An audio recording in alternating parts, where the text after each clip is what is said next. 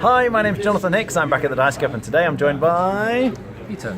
And we've just finished playing Runebound, and we've actually been playing with the Fall of the Dark Star expansion here, which just adds an extra scenario and an extra hero.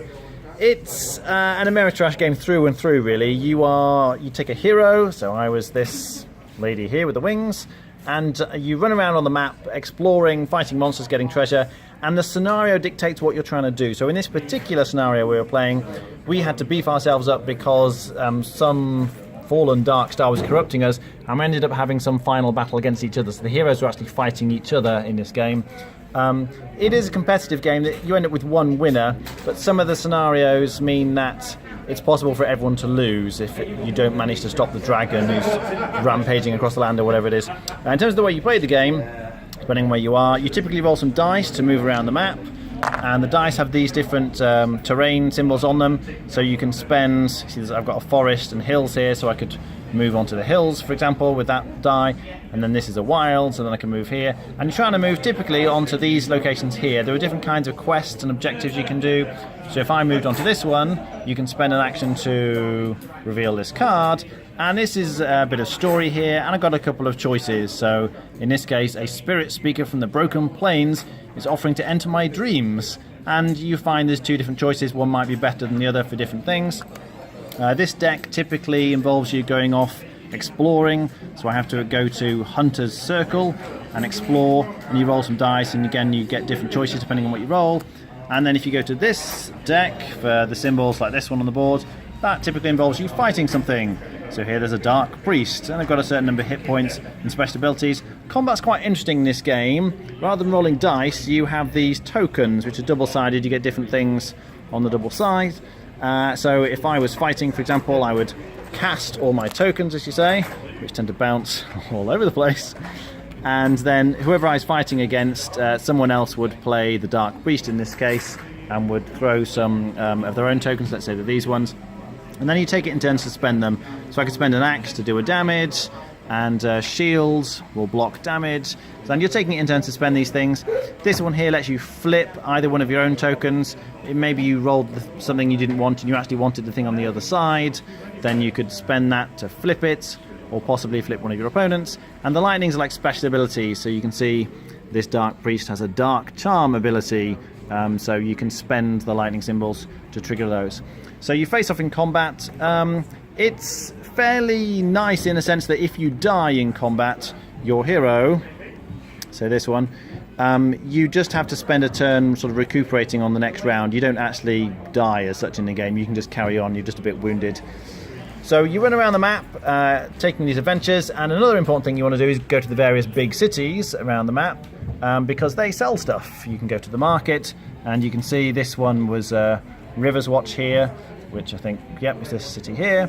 And you can kind of buy the different things. So typically killing things gets you money, and you can spend money, you can see at the top left there, to acquire better armor and weapons and things. And each of these actually gives you a token. So I put them on these token boxes, but you're going to get extra tokens which you can use in combat depending on what kind of armor you get. So this one gets me lightning bolts or magic damage, so that's quite nice. So you run around the map, choose yourself up. There are some story elements that happen as well. We kind of draw some cards that add particular events that take place in certain locations. And as I say, in this scenario, we had a big fight at the end. In fact, Peter managed to win. What do you think of the game? It's a good family game. There's a couple of little good and bad bits. The good bit is the storyline quest. I think that creates a very good dynamic aspect to the game. In terms of some of these item quests, like for instance this one would allow you to go trading, which I thought was a bit underwhelming, because as an adventurer you're basically a trader taking stuff from one place to another just to make money. Well, I was playing a warrior, and so I was playing more of a theme which was go out and kill things and get money rather than trading. I suppose in terms of the failing, when you're fighting each other and someone's playing the role of the monster, if they know the mechanics or mechanisms well, then they can maximise the effectiveness of that monster against someone else who perhaps didn't know what they were doing, like me for my first game. So I would be playing a weak monster, or someone who knows how to play it would be playing a very efficient, strong, maximising its capabilities.